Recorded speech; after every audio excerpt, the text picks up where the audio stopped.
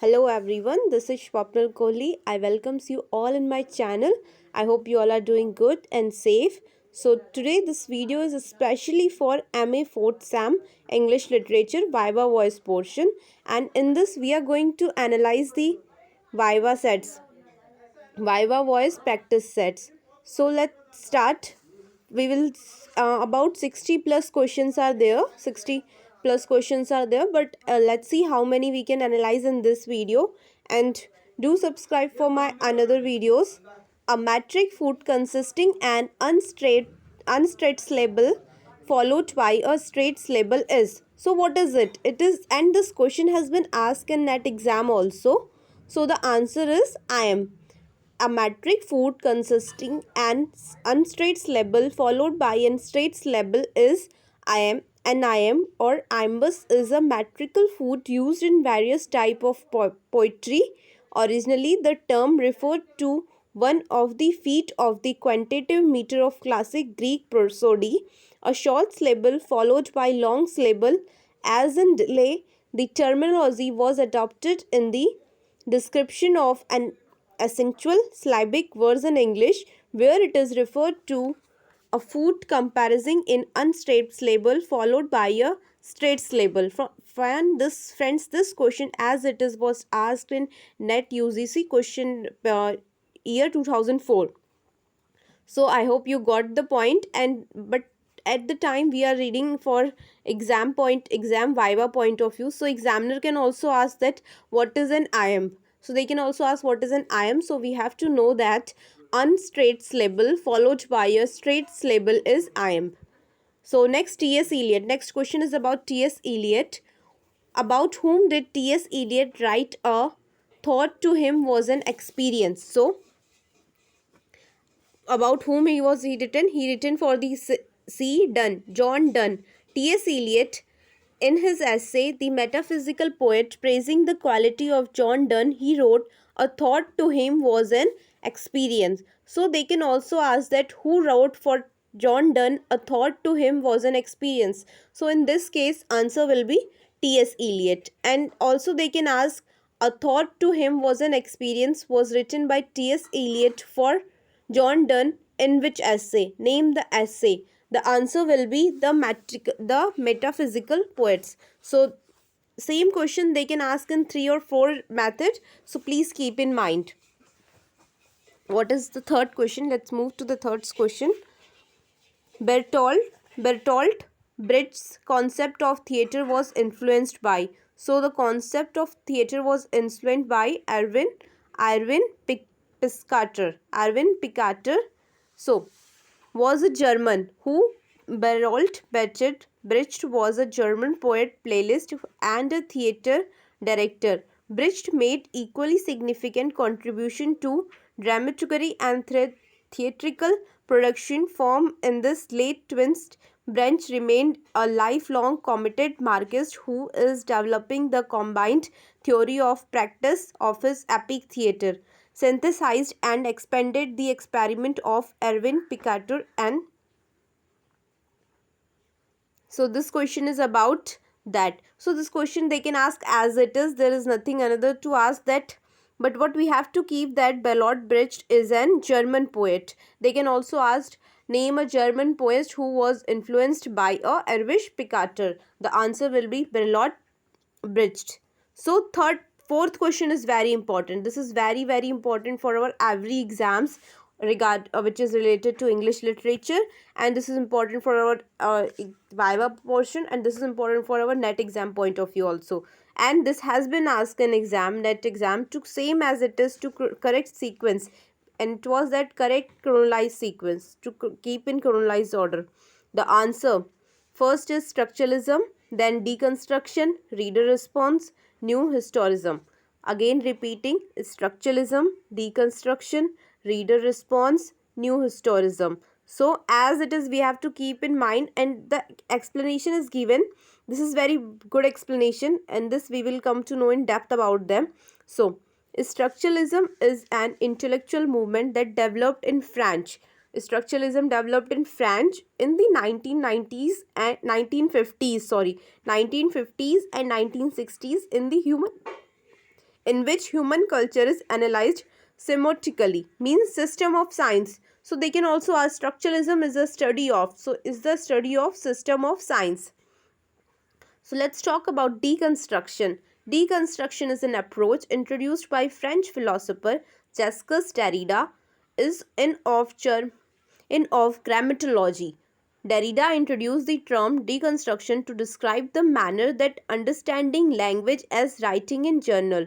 So, what is deconstruction? Deconstruction is an approach introduced by French philosopher Jacques Derrida. So this is important, in his which the work was Grammatology in 1967. Okay, so come to the reader. Reader infeasible, straightforward semantic theory. Reader response criticism is a school of literary work in contrast to the other school of theories that was found in the 1960s. Okay, new historicism. Now talk about new historicism is a school of literary theory grounded in critical theory that developed in the 1980s primarily through the work of critic Stephen Greenwald. Okay, so next question is 55, question number 5.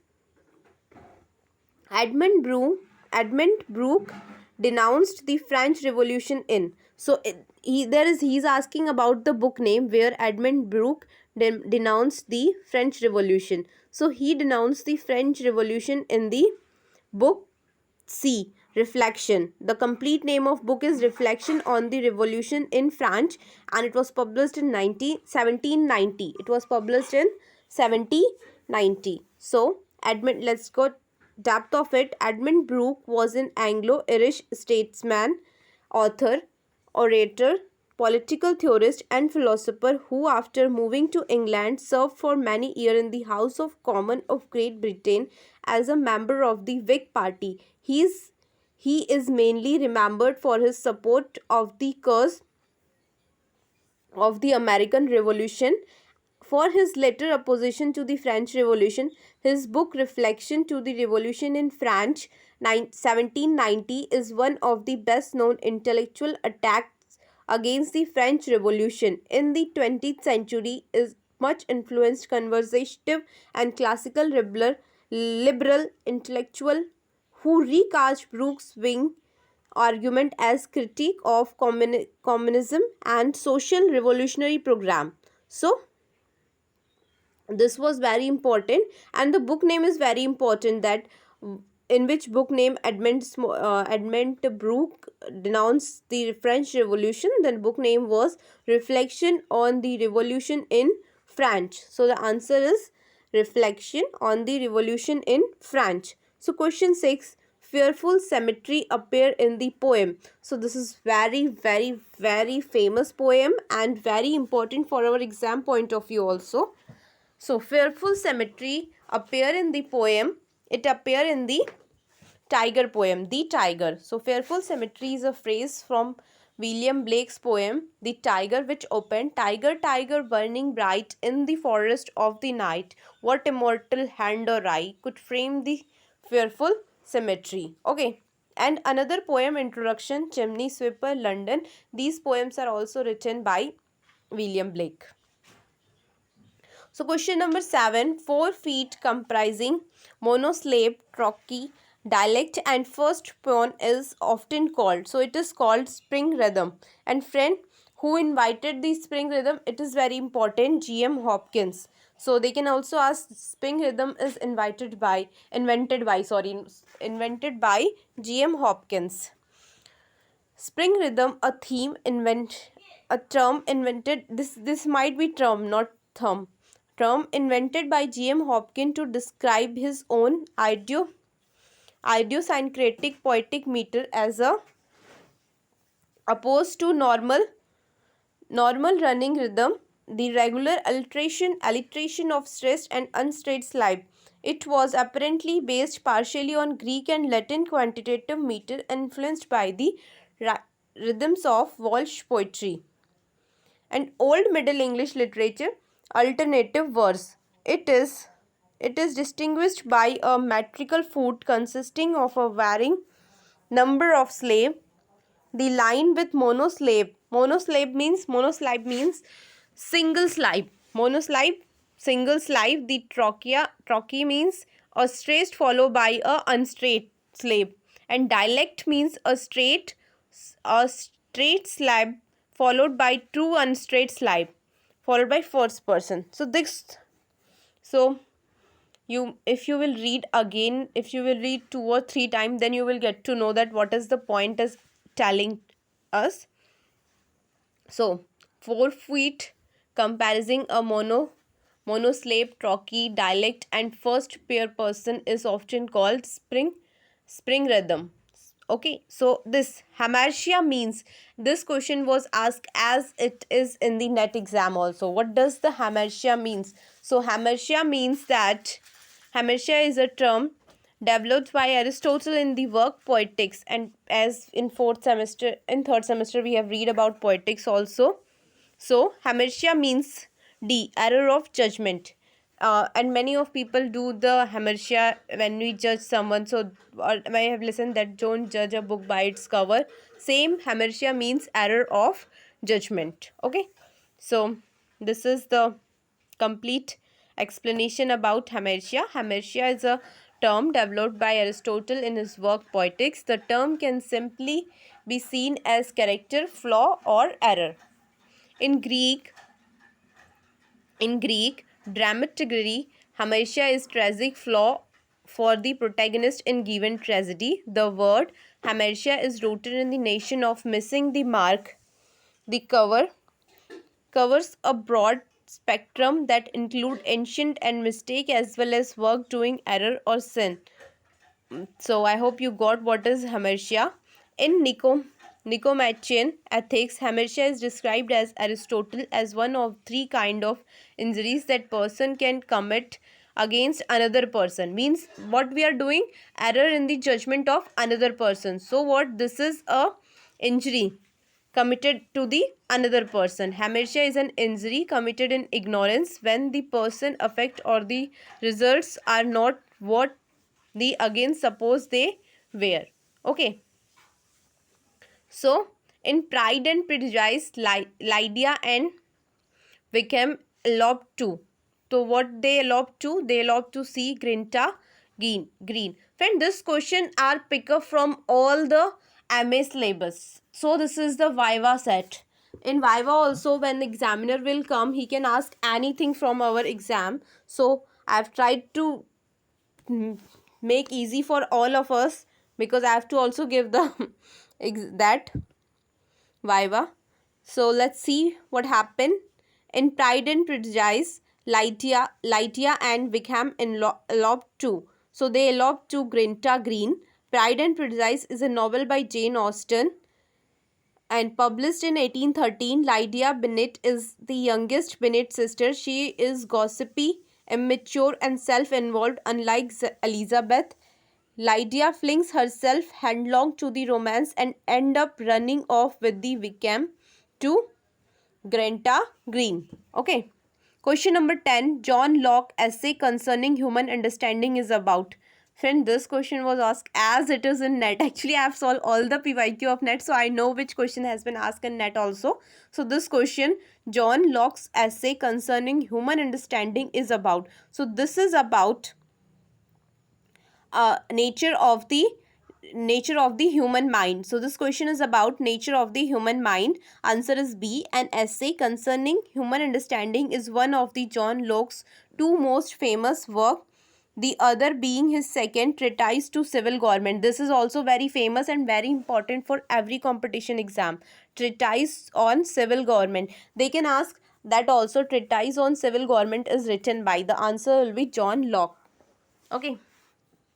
So, what was we reading? First appearing in 1619, the essay concerned the foundation of human knowledge and understanding. He described the mind at birth as a blank state. So, what we talk about, what the John Locke say about in this work, that when a baby take birth, the mind is blank. Blank means khali. Tabula rasa. So, what is it? Tabula rasa. Although he did not use those actual words filled later through experience. So how our mind fill as we got experience, as whatever we experience in our day to day life, that fill in our mind. So this philosophy has been described in that book. What is in which book? Essay concerning human understanding. And what he talk about in this? He talk about nature of human mind. So the essay was one of the principal source of empiricism in modern philosophy and influenced by many enlightenment philosophers such as David Hume and Bishop Bursey. So these both, David Hume and Bishop Bursey, has been influenced by John Locke's essay concerning human mind. So what is 11th question? Margaret Atwood survival is. Friend, I think this question has been also asked to question in net exam PYQ 2005, question number 12 or 13 it was, that Margaret Atwood survival work is. It was, question was like Margaret Atwood survival work is. So the survival work of Margaret Atwood is B. The Thematic Guide to Canadian Literature. C. And one more question was in 2005 net exam, that the Thematic Guide to Canadian Literature deal with the. So it deal with the Canadian philosophy and Canadian English literature. The simple answer. So that seems that when we read our MA semester completely English literature, then we can clear the net, because most of the questions has been asked as it is. Survival, a thematic guide to Canadian literature, is a survival of Canadian literature by Margaret Atwood, and she was born in November 18, 1939. It is one of the most well-known Canadian author in the world. It was first published by House of Anasis in 1972, a work of literary criticism, as Atwood write her preface in the 2004 edition. Survival was an attempt to deal with her brief that early in 1970, Canadian literature was still looking for grounding in a national identity that would be comparable to that Great Britain and United States. So then this work is very important. Margaret Atwood's survival work is a thematic guide to Canadian literature. So they can also ask, a thematic guide to Canadian literature was written by. The answer will be Margaret Atwood's. Okay. Question number 12. The miracle plays are based on the lives of. This is very easy. This was based on the life of saints. So see, let's read a brief description about it. Miracle play, also called saints play. So if they can also ask that miracle play is also called saints play, one of the three principal kind of vernacular drama of the European Middle Age, along with the mystery play and the morality play. A miracle play present a real or fiction account of the life, miracles, and martyrdom of saint. The journal involved from liturgical office developed during the 10th and 11th century to enhance calendar festivals. By the 13th century, they had become vernacularized and filled with the unecclesiastical element. They had been divorced from church service and they were performed at public places. So, the important in this topic is miracle play are based on the life of saints, and miracle play are also called saints, and these were developed in the 10th century. Okay, so Piccola is a character in. So the Piccola is character in The Blue Eye. This is character in.